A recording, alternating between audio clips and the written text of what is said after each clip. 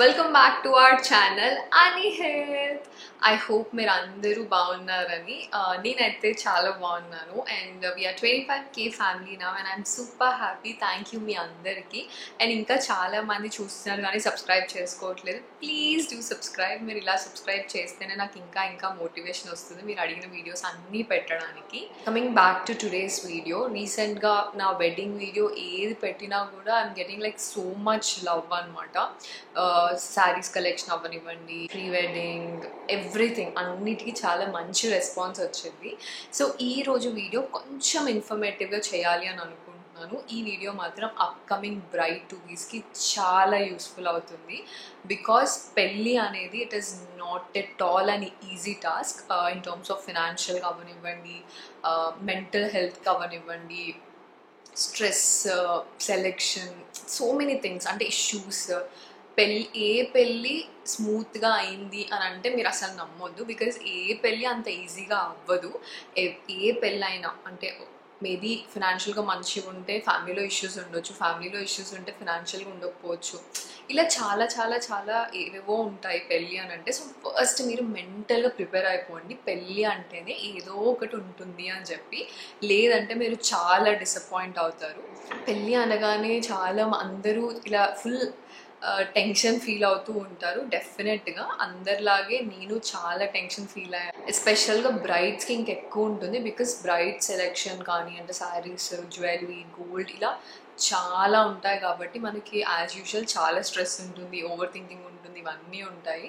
So దానికి నేను కొన్ని టిప్స్ ఇవ్వబోతున్నాను ఈరోజు వీడియోలో. నేను ఎలా ప్లాన్ చేసుకున్నాను, దానివల్ల కొంచెం స్ట్రెస్ ఎలా తగ్గింది, and there are few things నేను రాంగ్ చేశాను బట్ నేను మీకు సజెషన్స్ ఇస్తున్నా సో దట్ మీరు రైట్ చేస్తారు అని చెప్పి. So let's discuss everything in detail. First thing, మీరు పెళ్ళి డేట్ ఫిక్స్ చేసుకున్న తర్వాత మనం ఫస్ట్ పెళ్ళి అనుకోగానే బుక్ చేసుకోవాల్సింది ఫంక్షన్ హాల్స్ అనమాట. అవి తొందరగా వెళ్ళిపోతూ ఉంటాయి వెడ్డింగ్ సీజన్లో. సో ముందే మీరు ఈవెంట్స్ ఏ రోజు అంటే పెళ్లి ముహూర్తం ఆల్రెడీ పెడతారు కాబట్టి పెళ్లి డేట్ మనం ఫిక్స్ చేసేసుకుంటాం. సో ఫస్ట్ పెళ్లి ఫంక్షన్ హాల్ బుక్ చేసేసుకోండి. Because that is very important. పర్సనల్గా మేము చాలా ముందే బుక్ చేసుకున్నాం, బట్ దెన్ ఆల్సో మేము అనుకున్న ఫంక్షన్ హాల్స్ మాకు దొరకలేదు. కొన్ని లిమిటెడ్ ఆప్షన్స్ మాత్రమే ఉండే మాకు. సో దానివల్ల కొంచెం కాంప్రమైజ్ అవ్వాల్సి వచ్చింది. అండ్ ఫంక్షన్ హాల్స్ వాళ్ళతో కూడా మీరు ముందే అన్ని డీటెయిల్గా మాట్లాడుకోవాలి. లైక్ ఎలక్ట్రిసిటీ ఇంక్లూడ్ ఉందా లేదా, లేబర్ ఛార్జెస్ ఇంక్లూడ్ ఉన్నాయా లేదా, ఎంతవరకు మీరు ఉంచుతారు పవర్ ఆఫ్టర్ వెడ్డింగ్, అండ్ ఎప్పుడు మాకు హాల్ని ఇస్తారు. ఇలా చిన్న డీటెయిల్స్ అస్సలు మిస్ అవ్వద్దు. బికాస్ వాళ్ళు మనము అడ్వాన్స్ ఇచ్చే ముందు అన్నీ చేసేస్తాం అంటారు కానీ బట్ లాస్ట్ మినిట్లో they won't do it. And పెళ్ళిలో ఇలాంటి చిన్న డిస్టర్బెన్స్ మనల్ని చాలా ఎఫెక్ట్ చేస్తాయి. So that is very important. First మీరు ఫంక్షన్ హాల్ బుక్ చేసేసుకుంటే మీకు ఒక స్ట్రెస్ ఉండదు అనమాట. బికాస్ అదే అన్నిటికంటే ఇంపార్టెంట్ ఈవెంట్ కాబట్టి దానికి ఒక హాల్ ఉంది అని అంటే then you will be stress free. Function hall తర్వాత మీరు చేయాల్సింది, ఫర్ ఎగ్జాంపుల్ మీరు ఎంగేజ్మెంట్ ఉంది మీకు అన్నా, లేదు అంటే సంగీత్ చేసుకోవాలి, హల్దీ, మెహందీ, ఇలా మిగిలిన ఈవెంట్స్ అన్నీ ఉంటాయి కదా. యూజువలీ ఇంట్లో చేసుకునే వాళ్ళు ఉంటారు, అపార్ట్మెంట్లో కమ్యూనిటీ హాల్స్లో చేసుకునే వాళ్ళు ఉంటారు, ఆర్ ఏదైనా రిసార్ట్లో చేసుకునే వాళ్ళు ఉంటారు, ఫామ్ హౌస్లో చేసుకునే వాళ్ళు ఉంటారు. సో ఇది ఏది ఉన్నా ముందే డేట్స్ అన్నీ ప్లాన్ చేసేసుకోండి. పెళ్ళికి ముందు రోజు పెళ్లి కూతురు, హల్దీ, మెహందీ, ఇలా వాట్ ఎవర్ ఏమున్నా అన్నీ లైన్గా ప్లాన్ చేసేసుకుంటే మీకు కొంచెం బర్డెన్ ఉండదు అనమాట. అంటే ఓకే డేట్స్ ఫిక్స్ అయిపోవాలి. ఫస్ట్ మీరు డేట్స్ ఫిక్స్ చేసుకుంటేనే ఎవరికైనా చెప్పడానికైనా, ఫర్ ఎగ్జాంపుల్ మేకప్ వాళ్ళకి చెప్పడానికైనా, డెకరేషన్ వాళ్ళకి చెప్పడానికైనా, ఫోటోగ్రఫీ వాళ్ళకి చెప్పడానికైనా ఈజీ అయిపోతుంది. కాబట్టి ఫస్ట్ మీరు డేట్ ఫిక్స్ అయిపోండి. అండ్ ఇంకొక సజెషన్ ఏంటి అని అంటే, ఒకవేళ మీరు సంగీత్ పెట్టుకోవాలని అనుకుంటే సంగీత్ కంటిన్యూస్గా పెట్టకండి.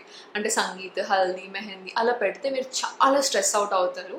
సో నేనేం చేశానంటే, నా పెళ్ళి వచ్చేసి 27th బట్ మా సంగీత్ 17th రోజు జరిగింది. సో ఆల్మోస్ట్ 10 days గ్యాప్ ఉండింది. దానివల్ల మేము చాలా స్ట్రెస్ ఫ్రీ ఉండే. బికాస్ సంగీత్కి మనం ప్రాక్టీస్ అని, ఆ ప్రిపరేషన్స్ అని చాలా అలసిపోతూ ఉంటాము. వెంటనే మళ్ళీ అన్ని ఈవెంట్స్ అంటే మన ఫేస్లో గ్లో ఉండదు, ఫుల్ స్ట్రెస్ అవుట్ అయిపోతాం, టయర్డ్ అయిపోతాం, మనకే కాదు అందరికీ కూడా. సో అందుకే నేను కొంచెం గ్యాప్ ఇచ్చాను అనమాట, ఒక 10 days. సో 17 మేము పెట్టుకోవడం వల్ల ఆల్మోస్ట్ ఒక 5 days హ్యాపీగా ఎంజాయ్ చేసి అండ్ దెన్ అప్పుడు వెడ్డింగ్ ఫెస్టివిటీస్ స్టార్ట్ అయ్యాయి. వీలైతే ఎవ్రీ డేకి కూడా గ్యాప్ ఇచ్చుకోవడం బెటర్, లైక్ హల్దీకి మెహందీకి. నాకు అక్కడ కొంచెం హెక్టిక్ అయినట్టు అనిపించింది, లైన్గా హల్దీ మెహందీ పెళ్లి కూతురు పెళ్ళి అనేసరికి. బట్ దెన్ అందరు రిలేటివ్స్ అన్ని రోజులు ఉండరు కాబట్టి ఇట్స్ ఓకే, మేనేజ్ చేయొచ్చు. బట్ సంగీత్ పెట్టుకుంటే కొంచెం టయర్డ్ అయితే డెఫినెట్గా అవుతారు సంగీత్ వల్ల. సో అందుకే ఇది ఒకటి గుర్తుంచుకోండి మీరు. అండ్ నెక్స్ట్ ఇచ్చే టిప్ ఏంటి అని అంటే, నేను మేకప్ వాళ్ళని బుక్ చేసేసుకోండి. ఎందుకు అని అంటే మేకప్ వాళ్ళ బిజినెస్ ఇప్పుడు చాలా బాగుంది. అంటే like they are in huge demand. ఒకవేళ మీరు టాప్ మేకప్ ఆర్టిస్ట్ని చూస్ చేసుకోవాలని అనుకుంటే అట్లీస్ట్ డేట్ ఫిక్స్ అవ్వగానే ఫస్ట్ వీళ్ళందరినీ బుకింగ్స్ ఏ ఉన్నాయో అన్నీ చేసేసుకోవాలి మీరు ఫస్ట్. లైక్ వెడ్డింగ్ హాల్ కానీ, మేకప్ వాళ్ళు కానీ, ఫోటోగ్రఫీ కానీ, డెకరేషన్ కానీ, మెహందీ ఆర్టిస్ట్, ఇలా వీళ్ళందరినీ ఇంపార్టెంట్ పీపుల్ ఎవరైతే బుకింగ్ చేసుకోవాలి, లైక్ క్యాటరింగ్ కానీ. సో ఇలా ఎవరు ఉన్నారో వీళ్ళందరినీ బుకింగ్ చేసుకోవాల్సినవి మీరు డేట్ ఫిక్స్ అయిన తర్వాత వెంటనే చేసేసుకోవాలి ఇవన్నీ. మీరు ఎంత లేట్ అవుతున్న కొద్దీ వాళ్ళ డిమాండ్ కూడా అలా ఉంటుంది, మనకు ఆప్షన్స్ తక్కువ అయిపోతాయి, ఎక్కువ పే చేయాల్సిన పరిస్థితి వస్తుంది. సో అందుకే యాజ్ సూన్ యాజ్ పాసిబుల్ ఇవన్నీ చేసేసుకోండి. అండ్ యు నో వాట్, నేను ఎంత ప్లాన్ చేసుకున్నా దెర్ ఆర్ ఫ్యూ థింగ్స్ చాలా చాలా అంటే ఎంత అసలు అనుకోలేదు అలా అవుతుంది అని కూడా నేను అనుకోలేదు, బికాస్ నేను చాలా ప్రాపర్గా ప్లాన్ చేసుకున్నాను అన్నీ. For example coming to make up artist, నేను పెళ్ళికి మేకప్ ఆర్టిస్ట్ని ఎప్పుడో బుక్ చేస్తాను. బట్ దెన్ తను నా పెళ్ళి నైట్ అనుకుందంట, బట్ నా పెళ్ళి మార్నింగ్. ఇమాజిన్, పెళ్ళికి పెళ్ళి వచ్చేసి మార్నింగ్ అరౌండ్ 9 o'clock అలా జరిగింది. 6 o'clockకి నేను ఆవిడని రమ్మన్నాను. నేను 5:30కి ఫంక్షన్ హాల్కి స్టార్ట్ అయినప్పుడు కాల్ చేస్తే తను ఈ మార్నింగ్ నైట్ కదా అంది. ఇమాజిన్ మై సిచ్యువేషన్, నేనే పెళ్లి కూతుర్ని, నేను ఆ డే గురించి ఎప్పటి నుంచో ఇమాజిన్ చేసుకుంటున్నా. అలాంటిది just 3 hours before the wedding makeup artist అలా అంటే నేను ఏడ్చాను. లిటరల్గా చెప్పాలంటే నేను నా వెడ్డింగ్ రోజు ఏడ్చాను. ఐ డోంట్ నో అందరు గర్ల్స్ ఏడుస్తారో లేదో, but I think every girl will cry on her wedding day. అంటే నాట్ బికాస్ ఆఫ్ అప్పగింతలు ఆర్ ఎనీథింగ్, ఆ స్ట్రెస్ వల్ల ఏదైనా థింగ్స్ అట్లా డిఫరెంట్గా జరిగితే డెఫినెట్గా ఏడుపు వస్తుంది. నేను కూడా ఏడ్చాను. అండ్ లక్కీలీ అసలు నిజంగా నా అదృష్టం ఎంత బాగుందో ఆ రోజే అర్థమైంది. లక్కీగా ఆమెకి ఇంకొక మ్యారేజ్ కూడా పక్కన ఫంక్షన్ హాల్లోనే ఉండింది అనమాట. సో షీ వాజ్ దేర్, అక్కడ మేకప్ చేస్తుంది నేను కాల్ చేసినప్పుడు. సో నేను ఎప్పుడైతే నా ఫంక్షన్ హాల్ పేరు చెప్పానో ఓకే నేను ఇక్కడే ఉన్నాను, సో ఐ కమ్ ఇక్కడ ఫినిష్ చేసుకొని అని. బట్ దెన్ ఆల్సో లేట్ అయింది ఆబ్వియస్గా, అనుకున్న టైంకి తను రాలేదు, నాకు చాలా లేట్ అయింది. అండ్ ప్రధానం లేట్ అయింది, ఇలా అన్నీ లేట్ అయ్యి జీలకర్ర బెల్లం టైం దగ్గరకు వచ్చేస్తుంది. సాంప్రదాయాలు ఉంటాయి కదా, వాటిలో ఎవరు కాంప్రమైజ్ అవ్వరు కాబట్టి వాళ్ళ సంప్రదాయాలు మా సంప్రదాయాలు అని చెప్పి మొత్తానికి లిటరలీ జీలకర్ర బెల్లం చాలా హడావిడిగా, అంటే ఆ మూమెంట్ వరకు నాకు అసలు ఏం జరుగుతుందో అర్థం కాలేదనమాట. ఫాస్ట్గా ఇదేదో జరిగిపోయింది. అండ్ అంత నేను మేకప్ ఆవిడకి పే చేసినా కూడా because of this hurry and all నేను అంత సాటిస్ఫైడ్గా లేకుండే, నేను అనుకున్నట్టు నా లుక్ రాలేదు. బట్ ఫొటోస్ అవన్నీ బాగానే వచ్చాయి at the end, but it's okay, that's fine. So అలా కూడా జరుగుతూ ఉంటాయని నాకు ఆ రోజే అర్థమైంది. సో మీరు మీ మేకప్ ఆర్టిస్ట్కి, ఫోటోగ్రాఫర్స్, వీళ్ళకి డేట్స్, టైమ్స్, AM PM ఇవి చాలా క్లారిటీగా ఉండాలి, లేదంటే ఇలా బిస్కెట్ అవుతాం అనమాట. సో ఇమాజిన్ ఒకవేళ ఆమె ఫంక్షన్ హాల్ పక్కన లేకపోయి ఉంటే నా పరిస్థితి ఏంటో కూడా నాకు అర్థం అవ్వట్లేదు. సో అదొక one of the worst night mares అనమాట నాకు. And when it comes to make up, మీకు ఒకవేళ ముందు నుంచి మేకప్ అలవాటు లేదు అని అనుకుంటే మాత్రం గో ఫర్ ట్రయల్ మేకప్. ఒకసారి ట్రయల్ వేయించుకోండి వాళ్ళతో, బికాజ్ ఈ డే మళ్ళీ రాదు. సో ఆ రోజు ఒకవేళ మీ మేకప్ మిస్ అవుతే ఆ ఫొటోస్ మీరు లైఫ్ లాంగ్ చూసుకోవాలి, అది మాత్రం గుర్తుంచుకోండి.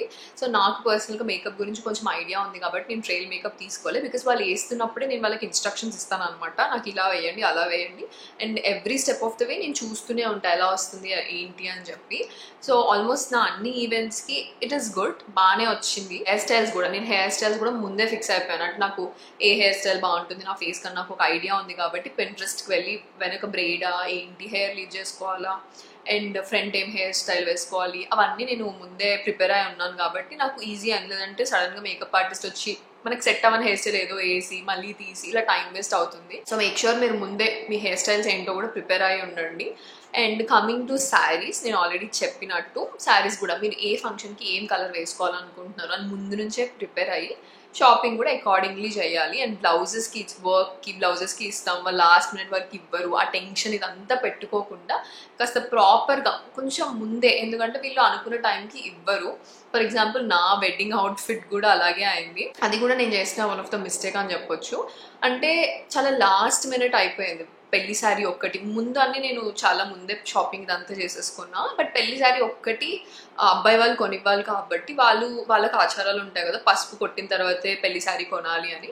సో దానివల్ల నాకు ఎక్కువ టైం లేకుండే పెళ్లి శారీకి. అండ్ నేను ఒక డిజైనర్ అనుకుంటే ఆ డిజైనర్ నేను చేయలేను అనేసరికి అప్పటికప్పుడు నేను ఇంకో డిజైనర్ని వెతుక్కోవాల్సి వచ్చింది. సో దానివల్ల చాలా ఖర్చు అయింది నాకు. అట్ ద సేమ్ టైం పెళ్ళికి 2 days ముందు పంపిస్తా అని చెప్పి తను పంపించింది. బట్ నా వెయిల్ ఉంటుంది కదా, అది ఇంత షార్ట్ ఉండింది అనమాట, లిటరలీ ఇక్కడికి ఉండింది.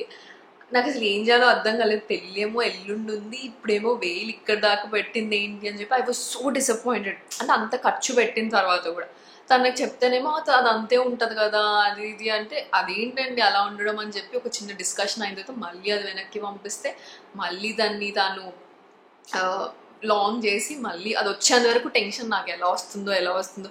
లిటరలీ ర్యాపిడోస్ చేసేవాళ్ళం కాబట్టి నైట్ 2-3 ఆ టైంకి కూడా ర్యాపిడోస్ చేసుకున్న రోజులు ఉన్నాయి అనమాట, బికాస్ ఆఫ్ ద పెళ్లి శారీ. సో ఆ శారీ వచ్చేంత వరకు నాకు నిద్ర పట్టలేదు. సో వన్స్ పెళ్ళికి ముందు రోజు ఏదో వచ్చినట్టుంది ఆ శారీ లిటరలీ. సో అంత లాస్ట్ మినిట్ అస్సలు పెట్టుకోకండి. నాకు ఫుల్ టెన్షన్, ఇంకా ఆల్టర్నేటివ్ ఏంటి అని కూడా ఆలోచిస్తున్నాను. ఒకవేళ తను ఇవ్వలేకపోతే నేనేమో నన్ను పెళ్లి కూతురు చేస్తారనమాట ఆ టైంకి. సో నేను బయటికి వెళ్ళకూడదు. సో నేను వెళ్ళకుండా వేరే వాళ్ళతో కోఆర్డినేట్ చేసి చేయడం అనేది it's not easy thing. So అది కూడా నాకు చాలా స్ట్రెస్ఫుల్ అయిందనమాట. అంటే ఒకవేళ మీరు కనుక అన్నీ మేనేజ్ చేస్తుంటే మీరు మీ కజిన్స్ ఆర్ మీ ఫ్రెండ్స్ ఎవరైనా ఉంటే వాళ్ళకి అప్పచెప్పేయండి. Because as a bride you can't handle everything. Because మీరు అక్కడ కూర్చొని ఉన్నప్పుడు ఫోన్ మీ దగ్గర ఉండదు, వాళ్ళతో కోఆర్డినేట్ మీరు చేయలేరు, ఇవన్నీ జరగవు. సో అప్పటి వరకు కోఆర్డినేషన్ మీరు చేసిన లైక్ బుకింగ్స్ అవన్నీ, బట్ ఆ ఈవెంట్ కోఆర్డినేషన్కి వచ్చేసరికి ఒక్కొక్కరికి ఇచ్చేసాను. నేనైతే అదే చేశాను. ఫర్ ఎగ్జాంపుల్ డెకరేషన్ మా అక్కకి ఇచ్చేసాను, ఇలా పెళ్ళిలో సాంగ్స్ పెట్టడం, ఎంట్రీ, ఇవన్నీ నా కజిన్కి ఇచ్చేసాను. సో అలా ఒక్కొక్కరికి అప్పచెప్పేసాను. సో దట్ నాకు స్ట్రెస్ ఉండదు. పెళ్ళిలో ఫోన్ కాల్స్ వస్తుంటే వాళ్ళకి వెన్యూ ఎక్కడ, ఇది ఎక్కడ, కాల్లో మాట్లాడడం ఇస్ ఇంపాసిబుల్. సో అందుకే ముందు రోజు ఇది వీళ్ళ నెంబర్, వీళ్ళతో నువ్వు ఇప్పుడు కాంటాక్ట్ అవ్వాలి, సో వీళ్ళు ఈ టైంకి రెడీగా ఉండాలి. సో అలా అన్ని ఈచ్ అండ్ ఎవ్రీథింగ్ సెగ్రిగేట్ చేస్తా కాబట్టి ఐ వాజ్ ఓకే. అంటే కొంచెం స్ట్రెస్ ఫ్రీగా, నాకేం ఫోన్ కాల్స్ రాలేదు, నా ఫోనే నా దగ్గర లేదు బేసికల్గా, అండ్ ఎక్కడ ఏం పనులు ఆగలేదు. సో మీరు కూడా అదే చేయండి. Yeah, so as a braid నేను చేసిన మిస్టేక్స్ అయితే ఇవే. And also coming to skin care and hair care, మీరు పెళ్ళికి అట్లీస్ట్ 3 నెలల ముందు ఏమీ చేయించుకోకండి. లైక్ ఎక్స్ట్రీమ్ ట్రీట్మెంట్స్ కానీ, ఈవెన్ ఫేషియల్ కూడా 1 month ముందే చేయించుకోవడం బెటరు. బికాస్ మీకు అలవాటు లేకపోతే అప్పుడు ఏదో ప్రయోగాలు చేసేసి పింపుల్స్ వస్తే కష్టం. సో అందుకే అస్సలు ఏమి ప్రయోగాలు చేయకండి. అండ్ ఫుడ్ బాగా తినండి. అండ్ మంచి ఏబీసీ జ్యూస్ తాగాను. నేనైతే పెళ్ళికి ఆల్మోస్ట్ 1 month నుంచి ఎవ్రీడే ఏబీసీ జ్యూస్ తాగాను for that glow and everything. Food అంటే ఆ స్ట్రెస్లో అంత తినలేము, బట్ ముందు కొంచెం మంచిగా తినండి. అండ్ ఈవెంట్స్కి ముందు ఏదో ఒకటి తినండి, సో దట్ మీకు కొంచెం హెల్దీ, కొంచెం ఎనర్జెటిక్గా ఉంటారు. And take as many photos as possible. వాళ్ళు చూస్తున్నారు, వీళ్ళు చూస్తున్నారు అస్సలు సిగ్గుపడకండి. ఆ మూమెంట్స్ మళ్ళీ రావు. మీరు అంత ఖర్చు పెట్టి పెళ్లి చేసుకుంటున్నారు, it's a life time memory. So take as many reels, photos అన్నీ తీసుకోండి. తర్వాత చూసుకోవడానికి మనకు అవే ఉంటాయి. అండ్ నేను చేసిన మిస్టేక్స్ మీరు చేయకండి. బట్ ఏదేమైనా మీరు ఎంత ప్రిపేర్ అవ్వనివ్వండి, పెళ్ళిలో ఏదో ఒక డిస్టర్బెన్సెస్ అనేది జరుగుతూనే ఉంటాయి, లేదంటే అది పెళ్ళి అవ్వదు. సో మీరు దానికి ప్రిపేర్ అయి ఉండండి. At the end you have to enjoy the moment. మీరు ఫిక్స్ అయిపోండి, ఏది జరిగినా నేను నా మూమెంట్ని ఎంజాయ్ చేస్తాను అని, so that you'll enjoy your wedding. I hope నేను చెప్పిన ఈ చిన్న చిన్న టిప్స్ మీ అందరికీ యూజ్ అవుతాయని అనుకుంటున్నాను. ఒకవేళ యూజ్ అవుతే మాత్రం డెఫినెట్గా కామెంట్ చేయండి. అండ్ మీ ఎక్స్పీరియన్సెస్ కూడా కింద షేర్ చేసుకోండి, నాకు కూడా తెలుసుకోవాలని ఉంటుంది కదా. మీరు ఎలా ఫేస్ చేశారు, మీకేం ప్రాబ్లమ్స్ ఉన్నాయి చెప్తే మేబీ ఫ్యూచర్లో వేరే వాళ్ళకి కూడా యూజ్ అవ్వచ్చు. సో అంతే ఈరోజు వీడియో అయితే. Bye everyone.